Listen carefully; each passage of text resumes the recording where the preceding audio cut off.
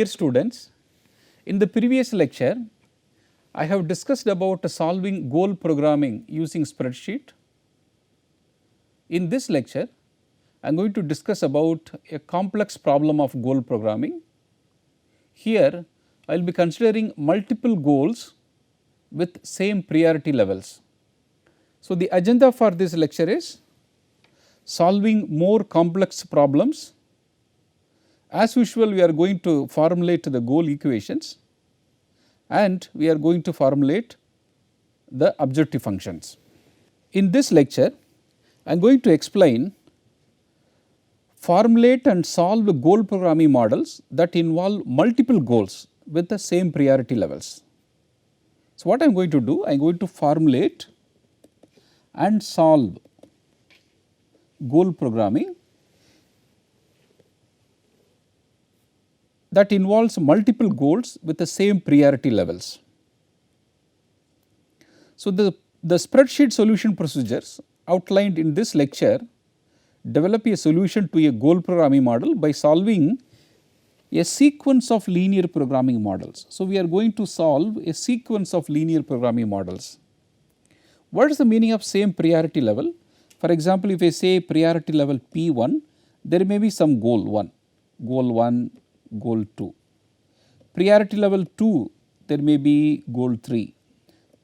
Priority level 3 may be goal 4, goal 5. So, what is happening? The same priority level, there are different goals. Okay. So, this kind of problem we are going to solve in this lecture. I have taken an example problem. The reference for that problem is this Anderson et al. Book.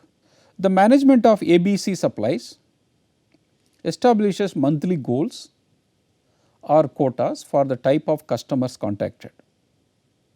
A company have the plan to contact some customers. For the next 4 weeks, the company's contact strategy calls for the sales force, which consists of 4 salespeople and make 200 contacts with established customers who have previously purchased supplies from the firm. In addition, the strategy calls for 120 contacts for new customers. So, the company's target is they need to call 200 old customers and they have to contact 120 new customers. They have 4 salespeople. After making allowances for travel and waiting time as well as for demonstration and direct sales time, the company ABC allocated 2 hours for sales effort to each contact of an established customers. Here established means maybe regular customers, old customers. To contact for contacting the established customers, the time allocated is 2 hours. New customers contact tend to take longer and require 3 hours. Okay. So, here they are allocating 2 hours, here allocating 3 hours for the new customers. Normally, each salesperson works 40 hours per week.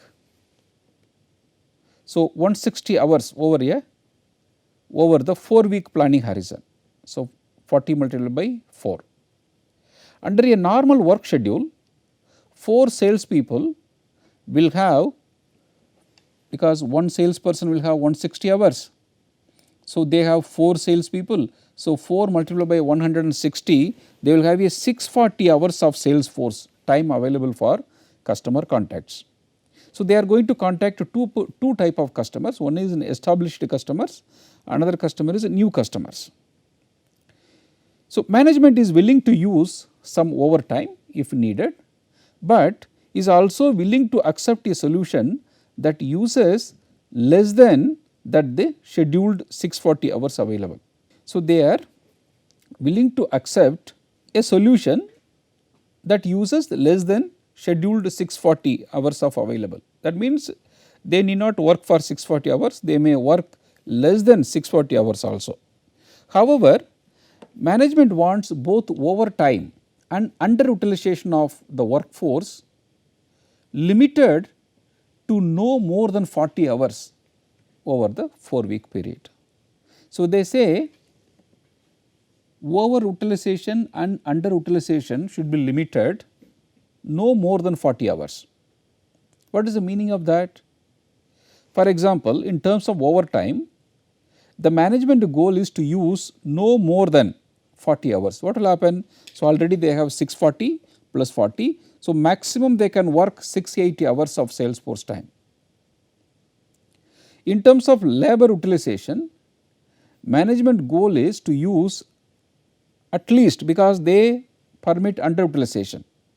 So, 640 minus 40, they have to work at least 600 hours of salesforce time. In addition to customer contact goals, ABC company established a goal regarding the sales volume. Based on its experience, ABC estimates that the established customer contacted will generate $250 of sales, and each new customer contacted will generate $125 of sales. The management wants to generate sales revenue of at least $70,000 for the next month. This is also one of the target. The first target is they have to work for 640 hours, but they can work more than 40 hours or less than 40 hours, that they accept it. The another goal is that the revenue should be at least $70,000. Given ABC's small sales force and the short time frame involved, management decided that the overtime goal and the labor utilization goal are both priority level 1. So, the first priority is overtime and labor utilization. Management also concluded that the $70,000 sales revenue goal should be priority level 2, and the 2 customer contact goals should be priority level 3. So, they have 3 priority. What are they? P1, P2 and P3. Now, I am going to explain 3 priority level and what are the goals in each priority level. For example, at the priority level 1, there are 2 goals. One goal is do not use any more than 680 hours of sales force time. Goal 2 is do not use any less than 600 hours of sales force time. This is at a priority level 1. At priority level 2, generate sales revenue of at least $70,000. In priority level 3, call on at least 200 established customers. In goal 5, call on at least 120 new customers. This is your priority level 3. This is your P2. So, this kind of goal programming problem we are going to solve it. What is the first goal? First I am going to write how to write the goal equation. What is the goal 1? Goal 1 says do not use any more than 680 hours of sales force time.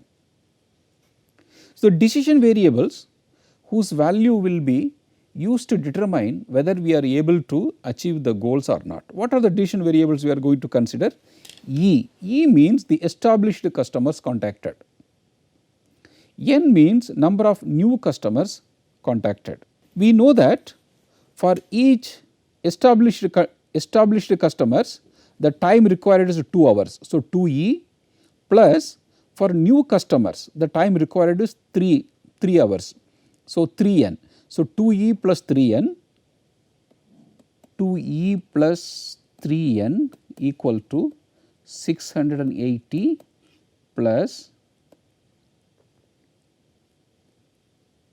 D1 plus minus D1 minus. We know that how to write the goal equations, which I have discussed in the previous lecture also. If I bring the d1 plus to the left hand side will become minus d1 plus d1 minus. So, d1 plus is positive deviation, the amount by which the number of hours used by the sales force is greater than the target value of 680 hours. d1 minus is the amount by which the number of hours used by the sales force is less than the target value of 680 hours. So, the d1 plus is a positive deviation, d1 minus is negative deviation. The goal 2, do not use any less than 600 hours of sales force. So, as usual, so 2E plus 3N equal to 600 d2 plus minus d2 minus. So, what will happen when you bring on the left hand side, it will become minus d2 plus d2 minus. So, what is the meaning? What is the meaning in other way? For example, say this is 600. Okay. So, the upper side is d2 plus positive deviation. Okay. See, the lower side is d2 minus. So, another intuitive way is the positive deviation has to be minimized, so that it will become 600. The negative deviation has to be improved, so that it will become 600. That is the logic. So, which deviation is more important, that we will decide later, but to say why we are writing minus. So, positive deviation has to be decreased, the negative deviation has to be improved, so that it will be leveled 600. Otherwise, this equation you can see d2 plus minus d2 minus, when you bring left hand side it will become minus d2 plus d2 minus. Now, we will go to the goal 3. What is the goal 3? Generate sales revenue of at least $70,000. We know that through one established customers, the revenue is $250. One new customers, the revenue is $125. So, equal to 70,000 plus d3 plus minus d3 minus. When you bring it left hand side, it will become minus d3 plus d3 minus. Here d3 plus is amount by which the sales revenue is greater than the target value of $70,000. d3 minus is the amount by which the sales revenue is less than the target value of $70,000. Now, we will go to the goal 4. Goal 4, what is that goal 4? Call on at least 200 established customers. So, E minus d4 plus d4 minus equal to 200. d4 plus represents a positive deviation, d4 minus represents negative deviation. Then goal 5, call on at least 120 new customers. So, as usual n minus d5 plus d5 minus equal to 120. Now, I am going to discuss about the objective function for priority level 1. The priority level 1, we have two goals. The first goal is do not use more than 680 hours. When considering goal 1, d1 plus is a positive deviation. What is the meaning? That we will have found a solution that uses no more than 680 hours of sales force time. When d1 plus is 0, we will be achieving exactly 680. Because solutions for d1 plus is greater than 0 represents overtime beyond the desired level. So, the objective function should minimize the value of d1 plus. Why we have to minimize this d1 plus?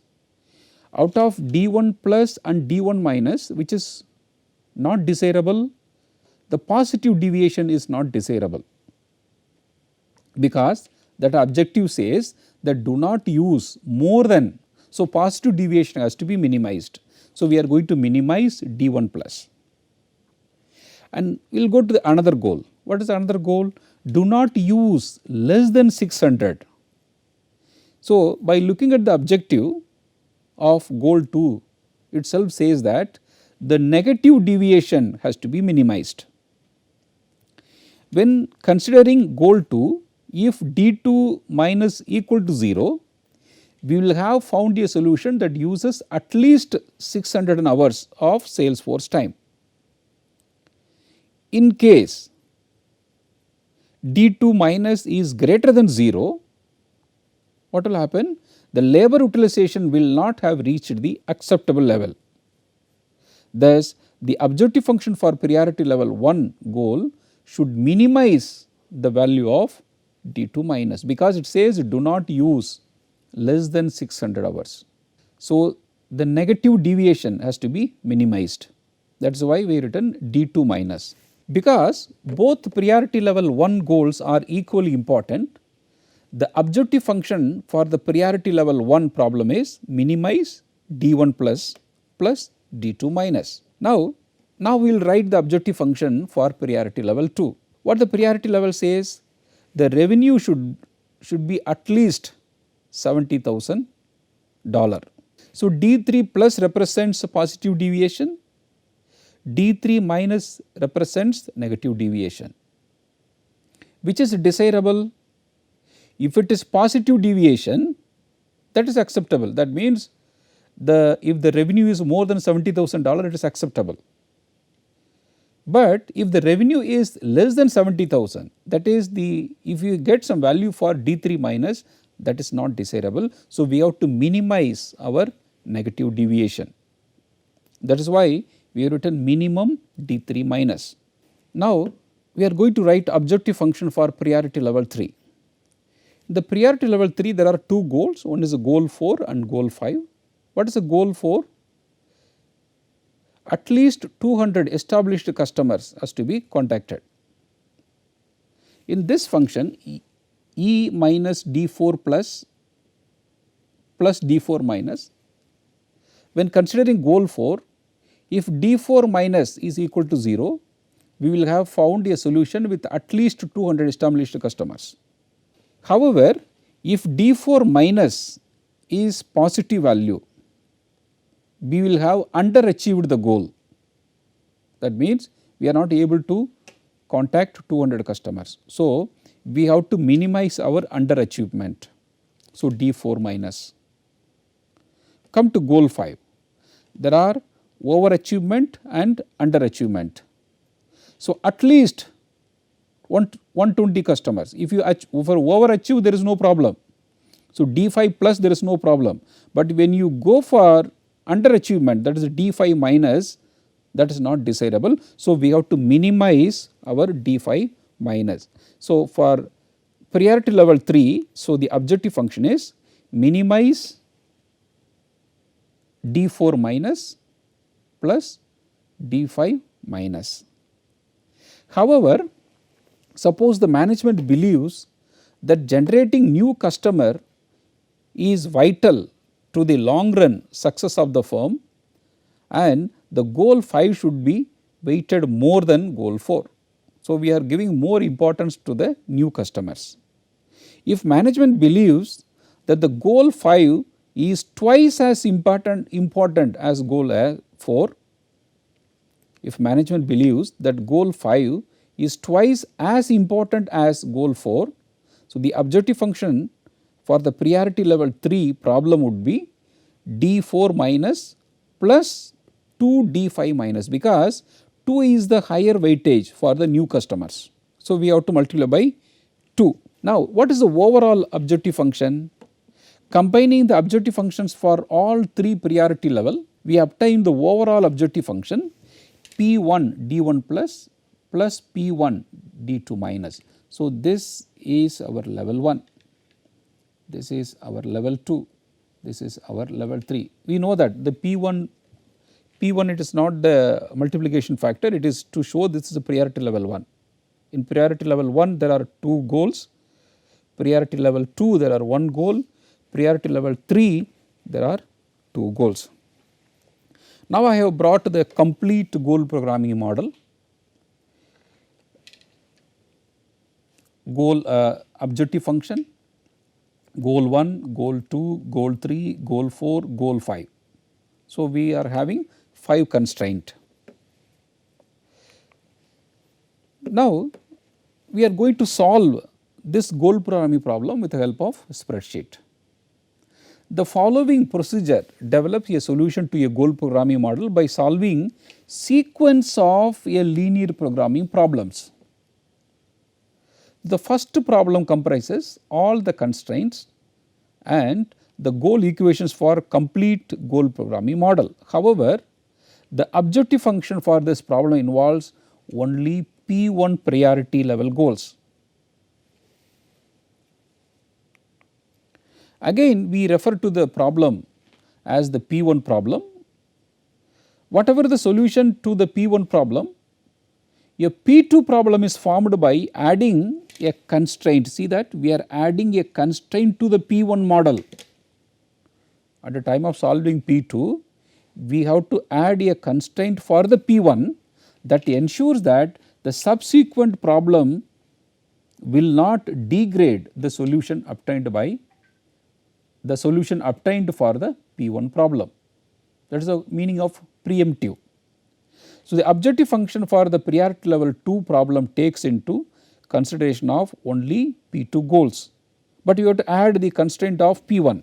We continue the process until we have considered all priority levels. Now, we are going to solve 3 linear programming models for each priority, because we have P1, P2, P3. First, I have taken P1. You see that I have taken only P1 objective function, but I have considered all the constraint. So, this problem we are going to solve with the help of Excel. So, now I am going to open Excel. Now, you see I have written P1, I have written decision variable E, N, D1 plus, D1 minus, D2 plus, D2 minus, D3 plus, D3 minus, D4 plus, D4 minus, D5 plus, D5 minus. The cells which are in the green color, this is the changing cells. Then I have written one coefficient of objective function. We have only in the priority level 1 only 2 coefficients, one is D1 plus and D2 minus. So, I have written here 1 and another 1. Then I have written all the constraint. So, as usual I have written the resources utilized, and the equations all are equation type. The right hand side constraint I have written. Now, if I go to solver, click on solver, you see that I have chosen the target cell, I have written the changing cell, and I have written the constraint. When I solve it, so the value for E is 250, N is 60, and look at the value of objective function. The value of objective function is minimization, it is 0. So, we have achieved the optimal solutions. Now, I will go back to the presentation. So, I have brought the screenshot of my Excel solution. So, what we have done, we solved the P1 problem, this was the final solution. Now, I am going to interpret the output. The output show we have to contact 250 established customers and 60 new customers. You see that D1 plus equal to 0 and D2 minus equal to 0. So, we see that the solution achieves both goal 1 and 2, because the positive deviation value also becomes 0 and the negative deviation value also becomes 0. Alternatively, the value of the objective function is 0, confirming the both priority level 1 goals have been achieved. So, we have achieved goal 1 and goal 2 in priority level 1. Now, we are going to solve another set of linear programming model for level 2, that is a P2. We consider goal 3, the priority level 2 goal, which is to minimize D3 minus. The solution in the figure shows here in the problem itself, when we solve in the P1, we got D3 minus equal to 0. So, we need not solve separately for P2, because already we got the solution for P2. How? The value of D3 minus is 0. So, the solution for E equal to 250 established customer contacts and n equal to 60 new customer contacts also achieves the goal 3, the priority level 2 goal, which is to generate a sales revenue of $70,000. So, we need not solve for P2 because when we solve P1 we got the result for P2. The fact that D3 plus equal to 0 indicates that the current solution satisfies goal 3 exactly at $70,000. Finally, the solutions in figure shows D4 plus equal to 50 and D4 minus equal to 60. See this, I will go back, this value. So, what is the meaning of this D4 plus? That means we are overachieving goal 4 and we are underachieving 60. These values tell us that the goal 4 of the priority level 3 goal is overachieved by 50 established customers. So, we have achieved more than what is required, but the goal 5 is underachieved by 60 new customers. Now, we have solved for P1 and P2. Now, we are going to solve by P3. What is the P3 priority level? What is the objective function D4 minus? See that we have written 2 because the contacting new customers is more important, 2 times more important than the old customers. And another important thing you have to notice that we have written the P1 objective function and P2 objective function here. So, the value of P1 objective function is 0 and P2 objective function also 0. So, these 2 new constraint has to be added at the time of solving your P3. The original 5 constraint of the P1 problem appear in the P3. However, 2 additional constraint, that is these 2, must be added to ensure that the solution to the P3 problem continues to satisfy P1 and P2 goals. So, we add the priority level 1 constraint D1 plus and D2 minus equal to 0 and the priority level 2 constraint D3 minus equal to 0. Making these modifications to the P1 problem, we obtain the solution to the P3 problem as shown in the figure. So, now I will go back to the Excel. I will be solving the P3. You see this P3 see that initially there are 5 constraints, but in P3 I have added 2 more constraints. See that C6 and C7. So, there are 7 constraints. When I solve that, go to solver. As usual, I have added the target cell, minimization problem, changing cells and the constraint. So, when I solve it, the value of my objective function is 120. I will interpret what is the meaning of this 120. Actually, we have to have 0, but we are not able to achieve 0. We have got 120. I will interpret. I will go back to my presentation. See that this is the result of my objective function. Now, I am going to interpret the solution for P3 level. Look at the solver output here.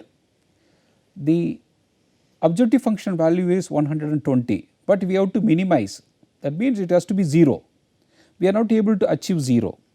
And other things, we got value for E 250, N 60, and see that we have got some positive value for D2 plus and D4 plus and D5 minus.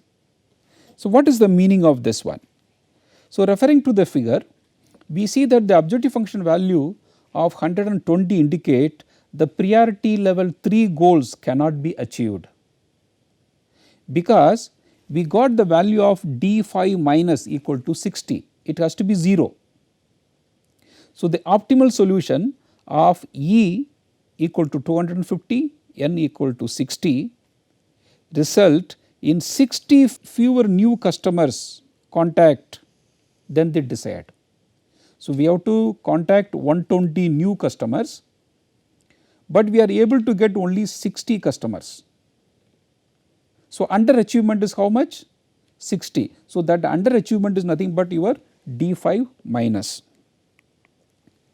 However, the fact that we solved the P3 problem tells us the goal programming solution comes as close as possible to satisfying priority level 3 goals given the achievement of both priority level 1 and 2. So, the P3 may not be the perfect solution, but it is very close to the our expected solution, but we are already achieved P1, P2. Because all priority levels have been considered, the solution procedure is finished. So, the final conclusion is the optimal solution for this company is they have to contact 250 established customers and 60 new customers, so that they can achieve P1, P2, P3 level goals. How many goals? There are 5 goals, goal 1, 2, 3, 4, 5. Although this solution will not achieve management's goal of contacting at least 120 new customers, it does achieve the other goals. If management is not happy with this solution, a different set of priorities could be considered. So, management must keep in mind, however, that in any situation involving multiple goals at different priority levels, rarely will all the goals be achieved with existing resources.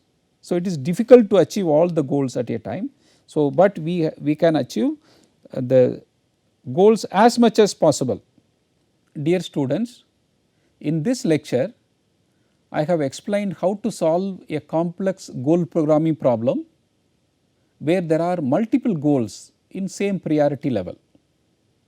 In the next lecture, I will discuss about analytic hierarchical process, which is another type of multi-criteria decision making techniques. Thank you.